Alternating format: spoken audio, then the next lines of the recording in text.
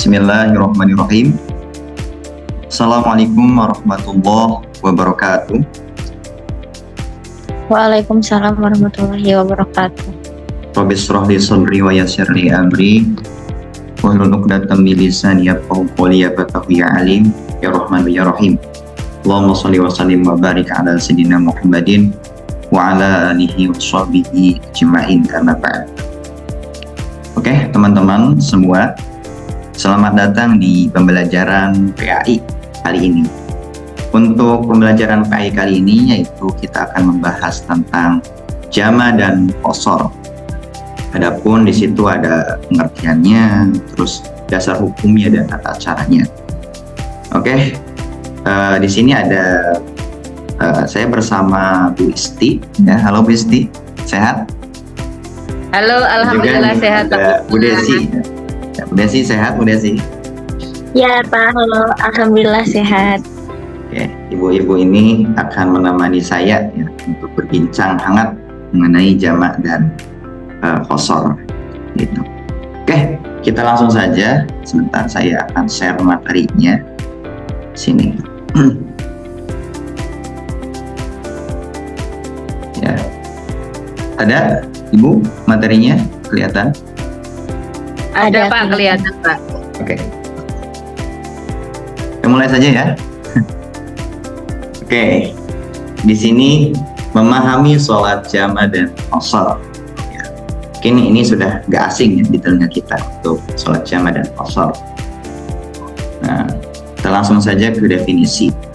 Ya. Apa mungkin ya? Kalau definisi itu apa sih jama dan qasar itu? Nah, ini ada dua definisi. Ada jama, ada qasar. Yang pertama itu ada jama. Ya, di sini jama artinya menggabungkan pelaksanaan dua waktu sholat fardu dalam satu waktu. Ya, jadi dua waktu sholat fardu dalam satu waktu, seperti zuhur dan asar, maghrib dan isya. Nah, kenapa subuh tidak disatukan dengan zuhur atau isya dengan subuh? Karena subuh itu terlalu jauh, ke zuhur jauh, ke isya jauh, ya. Dan kenapa gak dikosor? Karena subuh itu sudah 2 rakaat, nggak mungkin jadi 1 rakaat atau setengah. Ya. Jadi seperti itu. Nah, adapun sholat qasar, artinya yaitu mempersingkat, meringkas, memperingan, misal jumlah rakaat sholat fardu yang jumlahnya 4 menjadi 2. Itu. Nah, qasar itu dari kata rukhsah atau keringanan ya. Keduanya merupakan bentuk keringanan dari Allah Subhanahu wa Ta'ala, sehingga kita sebagai manusia yang beriman dan bertakwa itu gak ada alasan untuk meninggalkan sholat gitu. Ya. Nah, sini ada dua pilihan jenis sholat jama. Ya, jama memberikan fleksibilitas, kemudahan lah, fleksibel. Kemudahan waktu bagi musafir. Musafir itu orang yang bepergian ya, untuk menyesuaikan ibadah mereka dengan jadwal perjalanan. Ya, tentunya kalau sudah terjadwalkan perjalanannya. Ya. Terus di sini ada dua jenis, yaitu jamak ta'dim dan jamak takhir. Ya, jamak ta'dim yang pertama, yaitu mengerjakan 2 sholat wajib sekaligus di waktu sholat yang pertama. Ya, contohnya sholat zuhur dan asar dikerjakan di waktu sholat zuhur itu. Ya, dan maghrib di maghrib dan isya di waktu maghrib seperti itu. Kalau takhir sebaliknya, ya, mengerjakan 2 sholat wajib sekaligus di satu waktu. Ya, contohnya itu maghrib dan isya dilaksanakan di asar. Zuhur dan asar dilaksanakan di sholat asar, terus maghrib dan isya dilaksanakan di sholat isya. Jamak akhir. Selanjutnya itu ada pun syarat-syarat utama diperbolehkannya jama dan qasar. Nah, yang pertama yaitu jarak minimal perjalanan. Ya, untuk jarak tempuh perjalanan itu minimal itu 82 km lebih. 28, ada yang mengatakan 80 km Ada yang mengatakan 81 cukup. Bahkan ada yang mengatakan 64 juga cukup, 64 km. Berbeda-beda tafsir sih. Ya, asalkan jangan kurang dari situ. Nah, yang kedua itu, syarat yang kedua itu tujuan perjalanan yang sah. Artinya tujuan perjalanannya itu bertujuan baik, ya, terus seperti ibadah, rohmi, atau keperluan penting lah, seperti pekerjaan dan lain. Ya, bukan untuk maksiat, hanya untuk dugem, untuk kepala itu maksiat ya. Ya enggak, itu enggak dianjurkan lah. Terus yang ketiga itu ada status musafir berlaku. Artinya sholat qashar dan jama' atau jama' dan qashar ini berlaku selama menjadi musafir, ya, jadi musafir. Jadi tidak mukim, artinya di perjalanan. Terus yang keempat, ya, niatnya yang tepat. Niat yang tepat, artinya niat jama' dan qashar ini harus dilakukan saat memulai sholat, ya, yaitu ketika takbiratul ihram. Ya. Terus adapun bisa niat itu dilakukan asalkan niatnya itu tidak melewati batas waktu sholat itu. Ya, contoh kita akan menjamak takhir sholat duhur di asar itu jam 7 malam, itu gak asar. Ya. Jadi sebelum jam 7 atau jam 6 lah. Hanya sebelum waktu sholat asar itu habis, itu bisa. Nah, dan juga niat lagi nanti pas sholatnya. Dan juga yang kelima itu jangan diimami oleh miskin. Tentunya semuanya itu imam maupun makmum harusnya menjalani perjalanan safar. Di sini adapun proses sholat jama' takdim, ya. Sini langkah-langkahnya dilihatkan. Nah, di sini ada langkah-langkahnya jama' takdim. Itu yang pertama melaksanakan sholat duhur terlebih dahulu, ya. Lalu sholat asar, lalu niat. Nah, niatnya ada, ya, itu usolli fardhu dhuhri arba rakaatin kalau gak di qashar, ya, arba rakaatin kalau di qashar, arba rakaatin majmu'an bil asri jama' taqdimin billahi ta'ala kalau gak di qashar.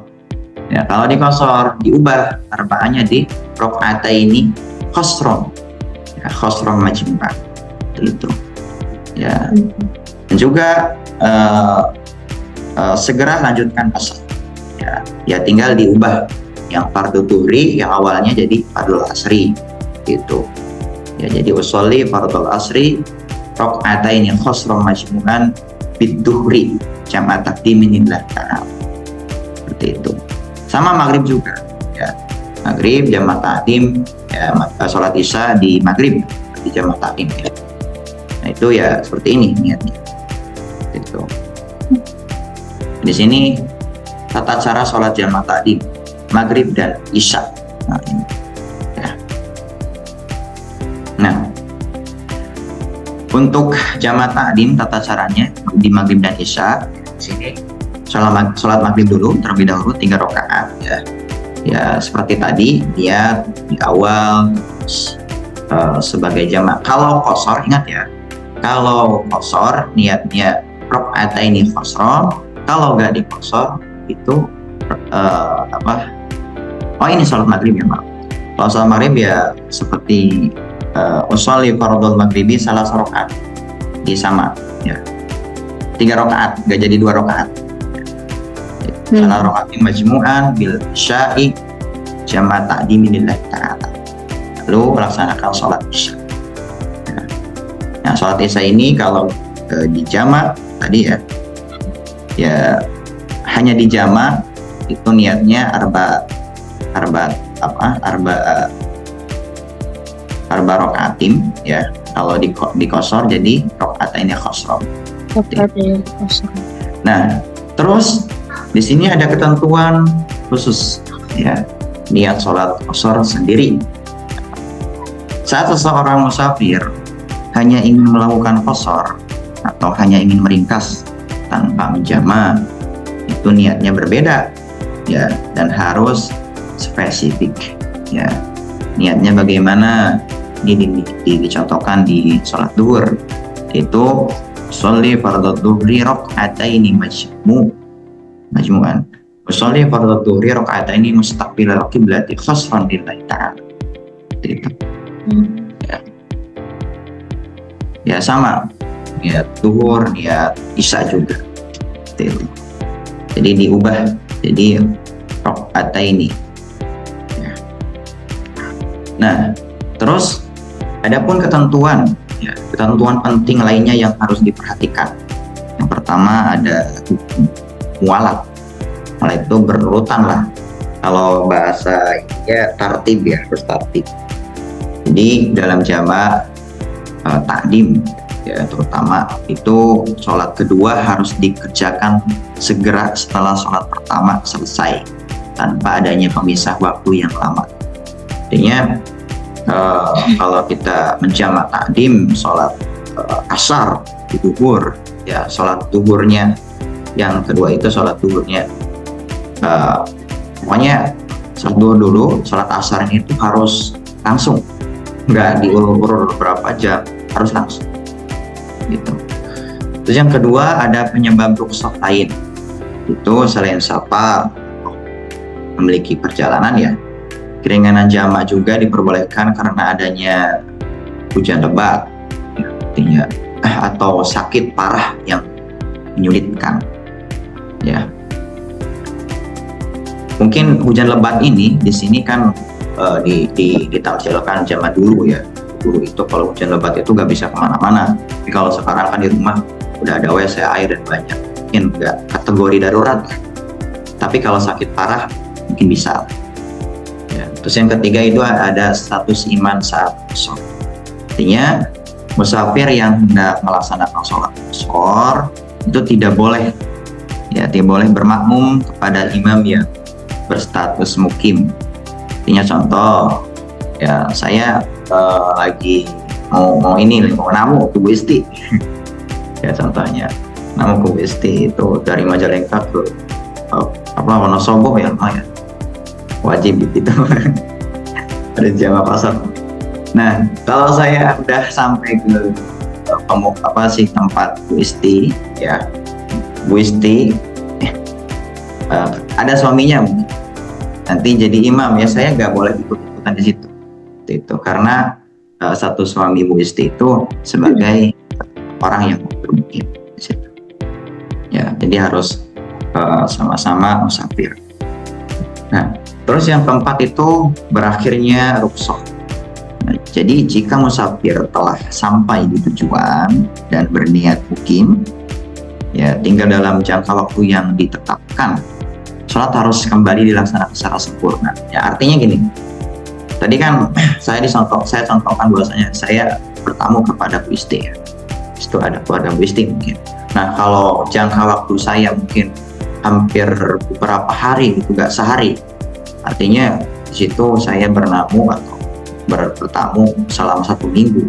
Nah, mungkin yang ditaklif bisa jamak qasarnya yang hanya pas datang saja, nanti besoknya normal lagi itu, normal lagi sholatnya harus sesuai dengan waktu, tepat waktu, dan jumlah rakaatnya sama itu, sama seminggu ya gitu. Terus ini ada contohnya ya, contoh situasi praktis menggunakan rukhsah ya. Ya, memahami kapan keringanan ini dapat diterapkan dalam kehidupan sehari-hari ini bagus, ini luar biasa. Yang pertama di sini contohnya itu perjalanan jarak jauh, bisa disebutkan bolak-balik di perjalanan jarak jauh minimal 80 km lebih lah. Itu musafir dari Bandung ke Jakarta dapat bergabungkan zuhur dan asar. Terus ibadah umroh dan haji, tentunya ini udah kelewatan nih, udah umroh dan haji berapa ribu kilometer ya, selama berada di luar kota Mekah atau Madinah dan dalam perjalanan ya, jamak dan qashar sangat bantu untuk menjaga kewajiban sholat ya. Terus yang ketiga kondisi mendesak ya, tadi hujan ya, di sini di dalam kuning hujan, mungkin saya kasih tahu kalau hujan hari ini mungkin nggak terlalu ini ya, karena di rumah masing-masing itu mungkin sudah ada WC yang memadai dan bagus, perairan yang lumayan bagus, sangat bagus. Tapi kalau zaman dulu ini kalau hujan itu, wah itu susah banget ibadah itu. Nah, mungkin kondisi mendesak ini dirumakan untuk yang sakit parah, ya, yang sakit parah. Ini ketika terjadi hujan sangat lebat atau sakit parah lah, boleh dijama dan qasar. Ya oke, kita kesimpulan. Ya. Langsung kesimpulan, yaitu untuk jama dan qasar, yaitu yang pertama ya, yaitu untuk keringanan untuk beribadah, yaitu, dan ini sebagai rahmat Allah, untuk rahmat Allah kepada makhluknya beribadah atau manusia ya. Itu sholat jama dan qasar adalah bukti kasih sayang Allah untuk memudahkan umatnya menjaga sholat dalam kondisi sulit. Terus sah dan diterima, memastikan pemahaman yang benar terhadap syarat dan tata cara adalah kunci agar ibadah tetap sah dan diterima. Artinya semua itu kan ada ilmunya. Dan tadi ya, dari pengertian dan sampai kesimpulan, alhamdulillah kita disajikan ilmu-ilmu jama dan qasar.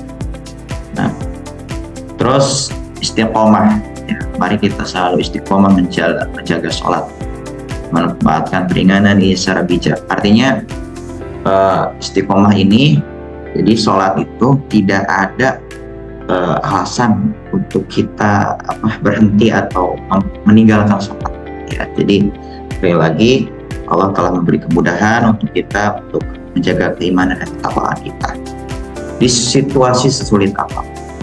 Itu. Terima kasih. Itu saja. Barangkali dari Ibu Isti atau Ibu Desi ada pertanyaan sekilas materi yang saya sampaikan.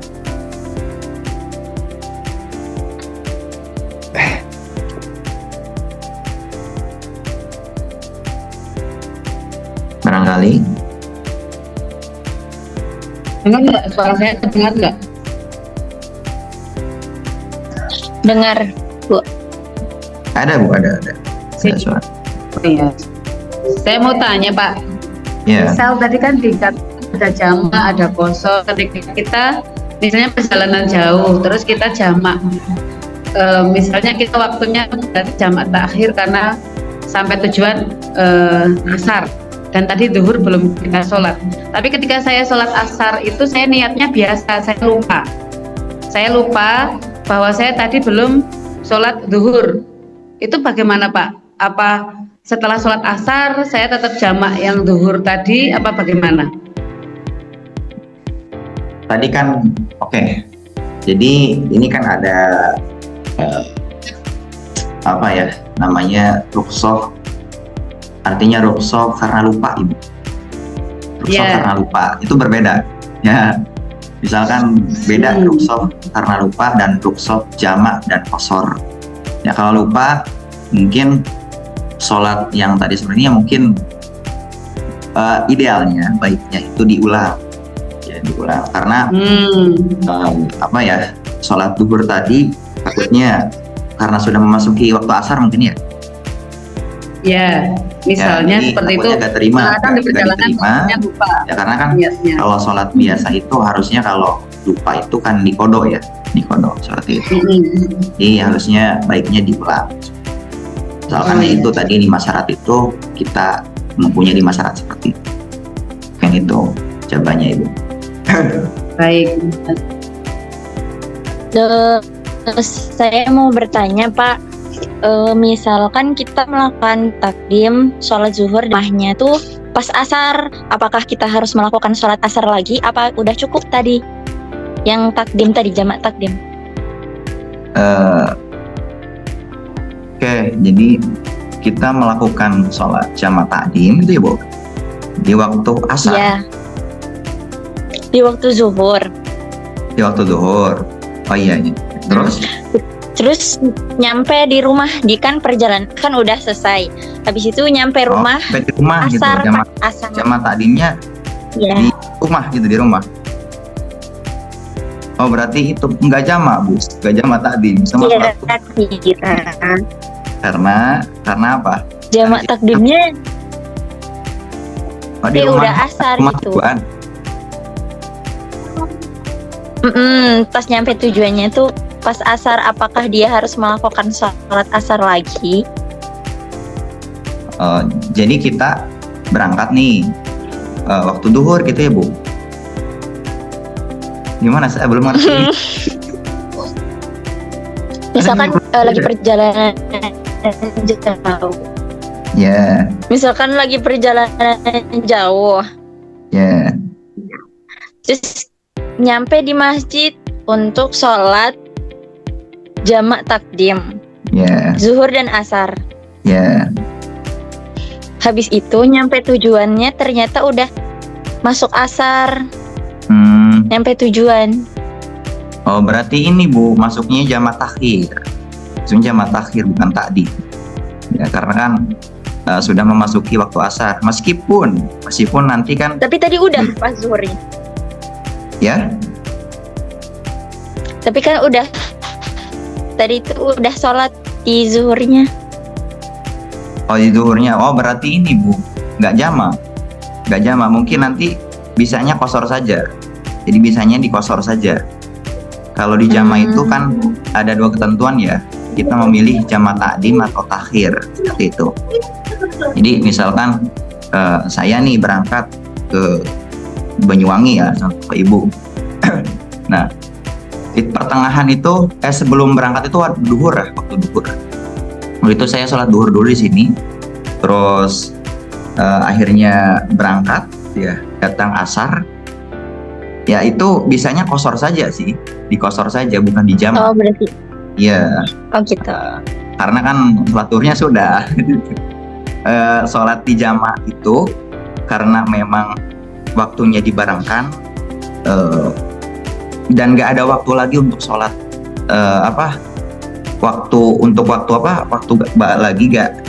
untuk sholat di tepat waktu itu gitu. Ngerti gak Bu? Jadi kita nih Iya. saya tuh mau sholat duhur ya, tapi di perjalanan. Nah karena khawatir waktu sholat duhur itu habis ya, sama saya jamak takhirkan di asar seperti itu.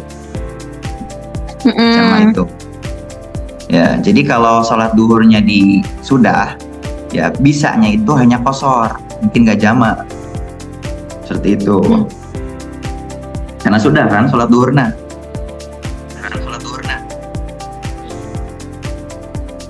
Seperti itu Bu. Iya Pak. Pertanyaannya.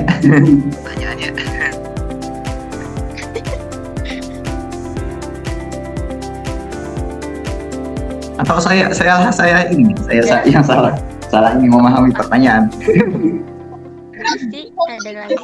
Manusiawi Pak, yang mendengarkan penjelasan dari Pak Miftah jadi semakin gamblang. Terima kasih sekali Pak Miftah. Alhamdulillah. Iya. Jadi itu ya, saya memahaminya bahwasanya Bu Desi itu karena sudah sholat duhur kan ya, terus melakukan perjalanan, artinya datang sholat asar kan ya, jalan mau menjamak apa gitu, karena duhurnya kan sudah, mungkin bolehnya mengkosor gitu ya. Mungkin ada lagi pertanyaan?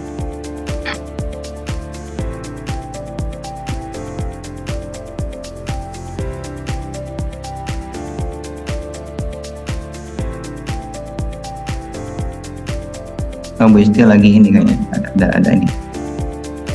Soalnya sedang sambil maaf. Boleh Bu. Sepertinya udah ini paham. Ya.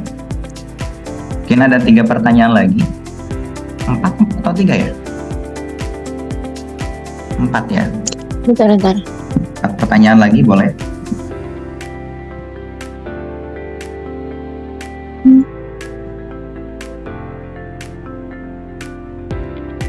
Bu Isti barangkali bertanya. Gimana Pak? Bu Isti mau bertanya barangkali. Sempat coba. Karena penjelasan dari Pak Miftah itu udah jelas.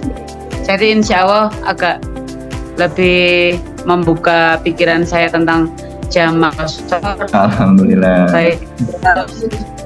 Terima kasih sekali. Oke. Jadi sudah ya, kita sudahkan saja atau gimana? Udah Pak. Udah. Udah cukup. Nanti kita sambung via WA ya Pak. Kalau ada pertanyaan. Oke. Ya, itu saja mungkin ya. Tadi alhamdulillah tadi sempat